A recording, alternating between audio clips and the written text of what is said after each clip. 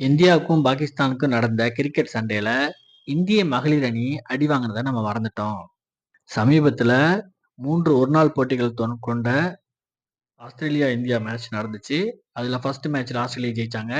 Second மேட்ச்ல India ஜெயிச்சாங்க. 2மே அபார வெற்றின்னு தான் சொல்லணும். 3வது போட்டி பயங்கர எதிர்பார்ப்போட தொடங்குச்சு. டெல்லி அருண் ஜேட்லி மைதானத்துல. அது மைதானமா வேற எதுவும் என்னன்னு தெரியல. ஒரு பால் கூட உருப்படியா போட முடியல. எது போட்டாலும் அடி பொல பொலன்னு பொளக்குறாங்க. முதல்ல பேட்டிங் பண்ண ஆஸ்திரேலிய மகளிர் கிரிக்கெட் 47 ஓவர்ல 412 ரன்னு. அடி பிரி பிரின்னு பிரிச்சுட்டாங்க. எந்த லட்சணத்துல இந்திய பெண்களோட பவுலிங் இருந்திருக்கு அப்படின்னு தான் பார்க்கணும். இவ்வளவு மோசமா எப்படி பவுலிங் போறாங்க அப்படின்னு தான் தெரியல. ஆஸ்திரேலியாவோட ஃப்ரண்ட் லைன் பேட்ஸ்மேன், ஓப்பனிங் பேட்ஸ்மேனும் சரி, ஃபர்ஸ்ட் 4 பேட்ஸ்மேனும் சரி, 5 பேட்ஸ்மேனும் சரி, அடி பொலன்னு பொளந்துட்டாங்க. பேட் மோனி அப்படின்றவங்க மட்டும் 75 பால்ல 138 ரன் அடிச்சு இந்திய டீமோட பவுலர்ஸ் எல்லாத்தையும் அடிச்சு பொளந்திருக்காங்க. எல்லாருமே 150க்கு மேல வந்து ரன் ரேட் வச்சிருக்காங்க. அதாவது 47.5 பால்ல 412 ரன் எடுத்து 10 விக்கெட்டையும் விட்டுருக்காங்க ஆஸ்திரேலியா டீம்.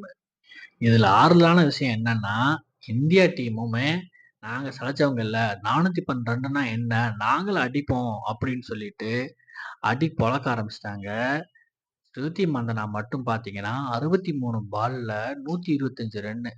5 6 12 4ன்னு சொல்லி 198 ஸ்ட்ரைக் ரேட்ல ஆடி 52 பால்ல 100 அடிச்சது இல்லாம விராட் கோலியோட சாதனையும் கூட முறியடிச்சிருக்கிறாங்க. ஸோ அடுத்து வந்து பார்த்தீங்கன்னா, ஹர்மன்பிரீத் கர் அவங்க கேப்டனு. அவங்களும் வந்து 38 பால்ல 52 ரன்னு. தீப்தி சர்மா அவங்க பந்துக்கு 58 பந்துல 72 ரன் அடிச்சு பயங்கரமா அடிச்சிருக்காங்க இந்திய பிள்ளைங்க. குறை சொல்லக்கூடாது. இவங்களும் என்னன்னா 47 ஓவர்ல 369 ரன்னுக்கு ஆல் அவுட் ஆயிட்டாங்க. அதனால இந்திய அணி ஒரு பெரிய தோல்விய சந்திச்சிருக்கு. இந்த தொடரையும் இழந்துட்டாங்க. என்னதான் ஆஸ்திரேலியா டீம் ஜெயிச்சிருந்தாலும், இந்தியா டீம் அத வந்து சேஸ் பண்றதுக்கு போராடியிருந்தாலும், இவ்வளவு ரன் அடிக்க விட்டத பார்த்தா ரொம்ப கஷ்டமாவே இருக்கு. அது கிரவுண்டா? வேற எதுவுமா என்னன்னு தெரியல. பூப்பந்து போடுவாங்களோ அந்த மாரி இருக்கு. இப்படி ஒரு கிரவுண்ட எப்படிதான் தயார் பண்ணி வச்சிருக்காங்கன்னு தெரியல. அது இந்தியாவுக்கு சாதகமா தான் இந்தியன் பவுலர்களுக்கு சாதகமா தான் இந்தியன் பிட்ச் இருக்கும்.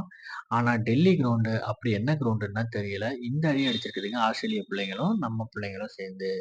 என்ன ஒண்ணு, இது நமக்கே விளைவா போச்சு. பின்விளைவாய் போச்சு அப்படின்றது தான் மோசமான செய்தி. நன்றி.